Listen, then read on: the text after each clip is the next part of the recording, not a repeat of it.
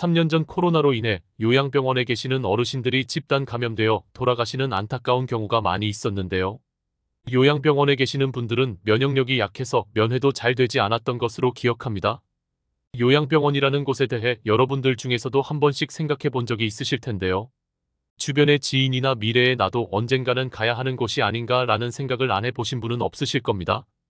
나이가 들어 거동이 불편하게 되면 자식들에게 짐이 되지 않으려고 요양병원에 의지하는 수밖에 없는 안타까운 현실에 직면하게 되는 경우가 생길 수도 있으실 겁니다.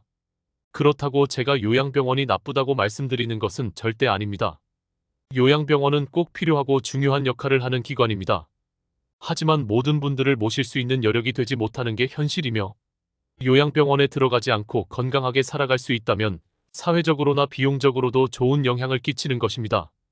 나이가 들어 요양병원에 들어간다는 것은 내 스스로 내 몸과 마음을 돌보지 못하고 누군가의 도움이 필요하다는 뜻인데요. 그럼 요양병원에 가지 않기 위해서는 누군가의 도움 없이 스스로 나의 신체와 정신을 조절할 수 있으면 되는데요. 어떻게 하면 요양병원에 가지 않을 수 있는지 두 가지 방법에 대해 알아보겠습니다. 첫 번째로 요양병원에 가지 않은 방법은 신체적 자립성을 가지는 것입니다. 이는 다른 누군가의 도움이 필요 없이 일상생활을 혼자 할 수 있는 육체적 독립성을 가져야 한다는 뜻인데요. 요양병원에 오신 분들은 근골격계 질환 또는 고관절 골절, 그리고 뇌졸중 등으로 인해 다른 누군가가 도와주지 않으면 혼자서 일상생활이 불편한 분들이 대부분이시기 때문입니다.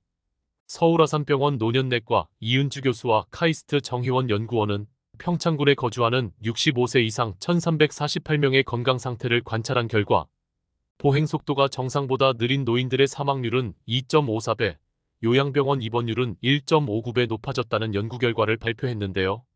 이는 느려진 보행속도는 노화나 근감소증의 결과이며 국제 기준보다 한국 농촌 노인들의 보행속도가 늦었다는 결과를 확인했다고 밝혔습니다. 따라서 평소에 꾸준히 걸으며 걸음 속도를 동일 연령대 친구들과 비슷하게 유지하거나 조금 더 빠르게 걷는 것을 추천하였습니다. 특히 50세에 접어들면서 매해 1.5%의 근육량이 줄어든다고 하니 근육량 유지를 위한 운동은 필수라고 할 수 있습니다. 근육은 계속 분해가 되며 재생 및 합성이 되어야 하는데 나이가 들수록 재생을 담당하는 세포의 기능이 저하되어 재생보다는 손실이 많아지기 시작하면서 근육량이 감소하게 되는 것입니다. 근감소증의 자가 진단을 간편하게 할 수 있는데요. 핑거링 테스트라고 하여 양손의 엄지와 검지를 이용해 각 엄지와 검지가 닿도록 링을 만들어 종아리 굵기와 비교해보는 것입니다. 종아리 굵기가 핑거링보다 큰 그룹에 비해 정확히 맞는 그룹은 근감소증 위험률이 2.4배 높았으며 헐렁한 그룹은 무려 6.6배 높았습니다. 그러면 근감소증에 좋은 음식에는 무엇이 있을까요? 근감소증에 좋은 음식의 대표는 황태입니다. 닭 가슴살이나 소고기보다 높은 단백질 함량을 가지고 있으며 소고기에 비해 4.4배, 닭가슴살에 비해 3.5배 단백질이 많습니다. 소고기 100g에는 단백질이 17.88g, 닭가슴살 100g에는 단백질이 22.97g인데 반해 황태 100g에는 단백질이 무려 79g이나 들어있습니다.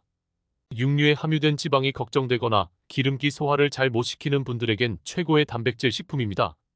단백질이 많은 다른 음식으로는 닭가슴살, 계란, 소고기 등도 도움이 됩니다. 참고로 식물성 단백질과 동물성 단백질을 함께 섭취하면 식물성 단백질의 항산화 물질과 칼슘 및 마그네슘 성분이 동물 단백질의 흡수율을 증가시켜 주어 근육량을 증가시켜 줍니다. 그리고 단백질과 함께 유산균을 섭취하면 단백질 소화 효소인 펩티다아제를 활성화해 주어 단백질 아미노산의 흡수를 향상시켜 주고 근육 합성을 촉진시켜 주게 됩니다. 근육량 증가를 위해서 단백질을 챙겨 드시고 규칙적인 운동을 하시는 것을 추천드립니다. 주 2에서 3회 정도 회당 30분 정도가 좋습니다. 다만 신체 기능에 따라 피로회복 능력이 부족하신 분들도 계시니 개인의 체력 상태를 고려하여 점진적으로 운동량을 늘려가는 것을 추천드립니다. 요양병원에 가지 않는 두 번째 방법은 정신적인 자립성입니다. 즉 자신의 생각과 마음을 올바르게 판단하고 헤아릴 수 있으셔야 합니다. 만약 기억력이 떨어지거나 우울한 마음이 계속 드는 것 같으실 때에는 의료진을 찾아가시는 것을 추천드립니다. 이제는 정신적 질환에 대해 예전처럼 다른 사람의 눈치를 보실 필요가 없으십니다. 특히 치매가 있으시다면 요양병원에 가시는 경우가 더욱 많아지실 텐데요. 치매는 후천적으로 뇌세포가 손상되어 기억, 언어 그리고 판단력 등의 인지기능이 감소하여 일상생활을 제대로 수행하지 못하는 증상입니다. 치매는 크게 알츠하이머 치매와 혈관성 치매로 구분되는데요. 알츠하이머 치매가 50% 정도에 이릅니다. 알츠하이머 치매는 뇌신경에 베타아밀로이드라는 단백질이 침착되어 신경세포가 서서히 죽어가는 퇴행성 신경질환입니다. 이로 인해 뇌 위축 소견이 보이게 됩니다. 한마디로 뇌가 쪼그라드는 것이죠. 질병 초기에는 기억력을 담당하는 해마 부위 위축이 우선적으로 진행이 되며 점차 두정엽, 전두엽으로 거쳐 뇌 전체로 퍼져나가게 됩니다. 혈관성 치매는 혈중 콜레스테롤의 침착으로 인해 뇌혈관 손상이 원인으로 발병하게 되는 것입니다. 중앙치매센터는 전국 치매 환자 유병 현황 자료를 공개했는데요. 해당 데이터 산출을 위해 주민등록 연항인구, 장래인구 특별 추계, 치매 역학 조사 등이 활용되었습니다. 자료에 따르면 2021년 65세 이상 노인 인구는 총 857만 7,830명, 이 중 추정 치매 환자 수는 88만 6,173명이었고 치매 유병률은 10.33%에 달한 것입니다. 즉, 국내 65세 이상 노인 10명 중 1명은 치매를 앓고 이들을 관리하기 위한 비용은 19조 원에 가까워진 것으로 나타났는데요. 이 수치는 전체 환자 중 80세 이상의 경우 치매 비중이 60%를 상회하는 결과입니다. 이렇게 치매 환자는 갈수록 늘어나기 때문에 결국은 요양병원에 입원을 해야 하는 경우의 수가 늘어가는 것은 기정사실입니다. 따라서 어떻게 이런 치매를 예방하여 요양병원에 가지 않고 건강한 노후를 맞이할 수 있을까요? 그래서 오늘은 치매 예방에 좋은 생활 수칙 4가지와 치매 예방에 좋은 음식 4가지에 대해 말씀드려 보겠습니다. 첫 번째, 치매 예방에 좋은 생활 수칙은 심뇌혈관을 해치는 음식을 멀리하는 것입니다. 포화지방산, 콜레스테롤, 당분이 많은 인스턴트, 가공식품, 기름진 요리, 과자를 멀리하시고 고혈압, 고지혈증, 비만, 당뇨병이 생기지 않게 유의하셔야 합니다. 대표적인 음식으로 베이컨, 햄, 소시지 등의 가공육과 빵, 과자, 튀김 등 트랜스 지방이 많은 음식은 꼭 피하셔야 합니다. 두 번째는 일주일에 적어도 3회 이상, 회당 30분이 넘게 땀이 날 정도로 운동을 하셔야 합니다. 세 번째는 두뇌를 적극적으로 사용하여 뇌세포를 활성화하셔야 합니다. 독서, 글쓰기, 창작활동, 노래하기, 암기하기, 양손을 움직이는 행위, 뜨개질, 게임, 악기 연주를 하시면 좋습니다. 네 번째는 사회활동을 적극적으로 합니다. 고독은 치매의 가장 큰 적이라고 합니다. 취미활동, 모임, 가족과의 유대관계 강화 등 주변 사람들과 자주 어울리고 대화를 즐기셔야 합니다. 다음은 치매 예방에 좋은 음식입니다. 첫 번째는 지중해 식단입니다. 지중해 식단이란 등푸른 생선, 올리브 오일, 콩, 견과류와 전곡류, 과일 등 남부 유럽 해안 지역에서 먹는 일반적인 식단인데요. 고려대학교 의대 장성호 교수는 지중해 식단의 장수 비결이 있다는 논문을 발표하기도 했습니다. 불포화 지방산 섭취를 늘리고 기름진 육류인 포화지방산 섭취는 줄이는 식단을 가지시는 것이 좋습니다.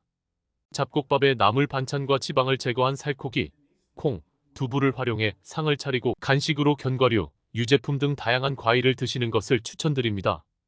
두 번째는 항산화 영양소가 풍부한 비타민 A, C, E가 풍부한 식품입니다. 비타민C의 혈중 농도가 지나치게 낮으면 인지기능이 저하되며 비타민 E 역시 기억력 감퇴와 밀접한 관련이 있다고 하는데요. 비타민 A, C, E를 함께 섭취하면 노인들의 인지기능 저하를 늦출 수 있습니다. 참고로 비타민 A는 당근, 시금치, 늙은 호박, 브로콜리, 고구마, 달걀, 장어 등에 많으며 비타민 C는 풋고추, 피망, 고춧잎, 브로콜리, 양배추, 케일, 토마토, 레몬, 오렌지, 유자 등. 비타민 E는 생선, 굴, 소라, 해바라기유, 아몬드, 호두, 땅콩 등에 많이 들어있으니 참고 바랍니다. 세 번째는 비타민 B가 풍부한 식품입니다. 비타민 B6과 B12, 엽산은 체내의 호모시스테인 단백질의 신진대사 과정에서 생겨나는 부산물로서 콜레스테롤이 혈관벽에 침착되지 않도록 해주는 역할을 합니다. 이 작용이 잘 되지 않으면 기억력 감퇴, 치매, 근육의 위축, 식욕 감퇴가 나타날 수 있습니다. 비타민 B는 생선류, 육류 살코기, 닭, 오리, 조류, 생선, 당근 감자, 아보카도 달걀, 우유, 브로콜리, 아스파라거스 등에 들어 있습니다. 네 번째는 견과류입니다. 견과류의 불포화 지방산은 심장과 뇌혈관을 튼튼하게 하여 치매 예방에 도움을 주는데요. 아몬드나 캐슈넛, 잣, 호두 등의 견과류 30g에는 우유 한 잔 속 단백질 8g 정도가 들어있고 비타민 E와 셀레늄까지 들어있어 항산화 작용에 좋습니다. 칼로리가 높아 하루에 큰 숟가락 2스푼 이내로 먹으면 적당합니다.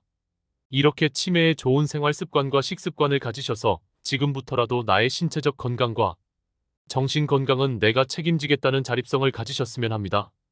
누구나가 나의 마지막 모습이 어떨지 상상을 해보실 거라 생각이 드는데요. 저 역시도 사랑하는 가족과 함께 고통 없이 생을 마감하는 것을 꿈꾸고 있습니다. 그러기 위해서 오늘 말씀드린 신체적 건강과 정신적 건강 모두 지금 바로 이 순간부터 바로 챙겨보시길 바라겠습니다. 다들 아시죠? 아는 것과 행동하는 것은 하늘과 땅의 차이라는 것. 지금 당장 밖으로 나가 10분이라도 걷고 오셨으면 합니다. 오늘의 영상이 도움이 되셨다면 구독과 좋아요 부탁드립니다.